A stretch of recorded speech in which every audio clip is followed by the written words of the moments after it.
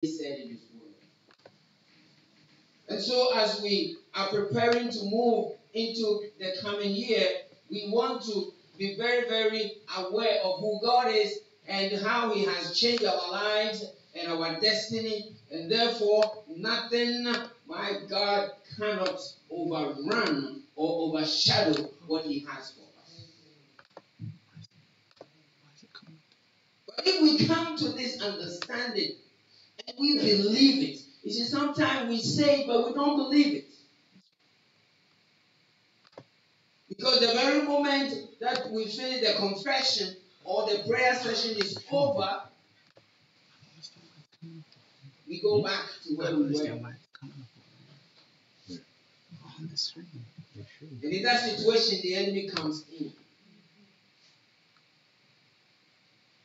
So we push the enemy a little bit. We push him just a little bit.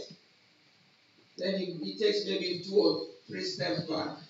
And then we retreat back to where we were, and then he comes. No, the Lord wants us to move him all the way. Amen. That is why the scripture tells us that the fervent prayer of the righteous availeth. It is continuous. And the important thing is that you believe it. Do you believe your prayer? Do you believe what you have just said? That with God nothing is impossible? Do you really, really, really believe it?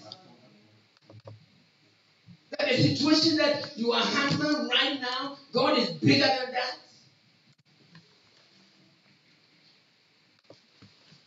That when Moses said, "Who am I?" he saw the greatness of Pharaoh. He saw the power that Pharaoh had within the whole world as at that time. And that is the power that we give to our situation. And therefore, they become impossible to move. But the scripture is telling us that with God, nothing is impossible. And Emmanuel, in the worship session, said, we are in a place of victory. You see, that is our position. We are not fighting for victory. The victory had already been won. We are already victorious. Hallelujah. And so this challenge that is coming to me, I am already victorious in the name of Jesus. Amen. So we have to watch our stand in the Lord. If we really believe, Jesus said, your faith has made you well. Your trust in me has made you well. Amen. And so we know the story. How the Lord gave Moses the strength and the ability to be able to bring the people to the promised land. You see, sometimes when we read these stories, we remove ourselves from them. And we are unable to identify ourselves.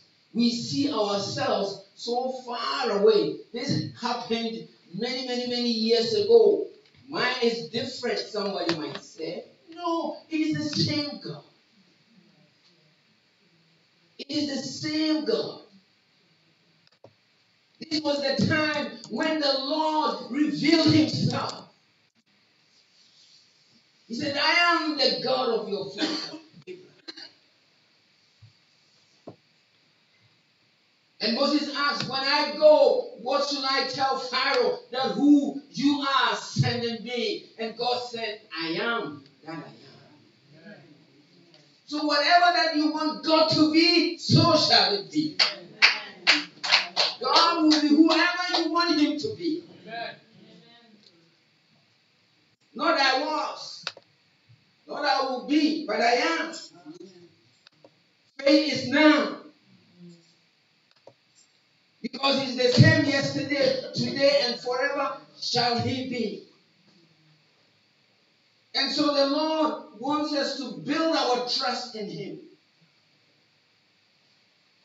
Because in the midst of thanksgiving and celebration, we will still be crying. Because God knows the hearts. God knows what we are thinking. And so today we come again to this revelation that God gave of Himself in relationship to His people. That I am who that I am. Tell Pharaoh that I am is sending you. So that I am is your God. Amen. That I am is your keeper. Amen. That I am is your helper. Amen. That I am is your healer. Amen. That I am will meet all your financial needs. That I am will let that situation evaporate at its own time. But do you believe it?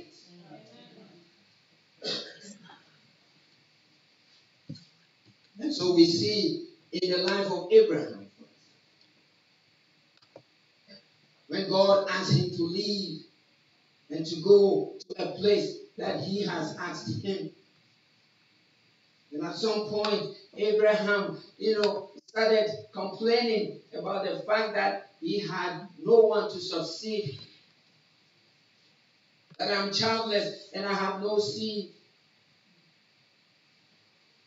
And God gave him the promise that out of your own loins, you're going to have a child. But spiritually, Abraham was not developed enough to be able to understand what God has said in his life. Abraham was not yet born again.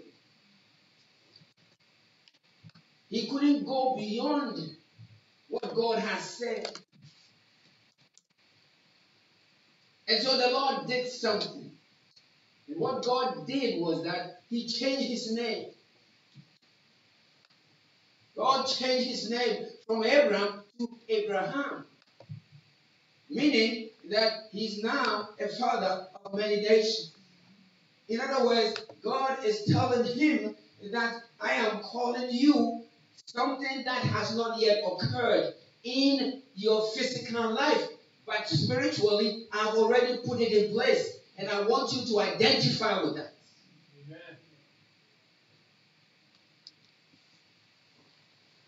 And so Abraham started responding to that name. When people called him Abraham, he responded, yes, that's me. He was telling people that my name is Abraham. In other words, Abraham, from this moment on, when his name was changed, was affirming what God has said concerning him. Even though it has not yet taken place. That is why in Romans chapter 4 verse 17, the Bible tells us that Abraham did not stagger. He was calling the things that be not as if they are. That is what God does.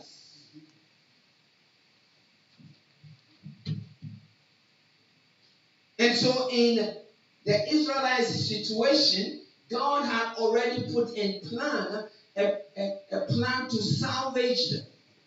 But Moses could not see. And so he started bringing in questions and all kinds of unbelief and fear crept in because he saw the enemy so huge. You and I, we go through the same every day. The enemy brings pressure.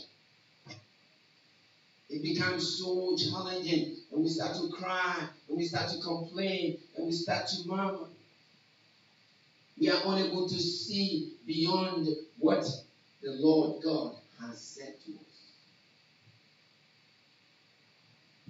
You see, one thing we have to remember is that it is not every day that you have a vision. It is not every day that you dream. It is not every day that someone will bring you a prophetic word. It is not every day that you will, see all these signs and wonders. That is not how God did it. Yes, they come, but they don't come every day. But what God has done is that He has given us His promise. Hallelujah. God has given us His word. And the power to bring that to manifestation is in the promise. And that is why God says that I want you to meditate on my word.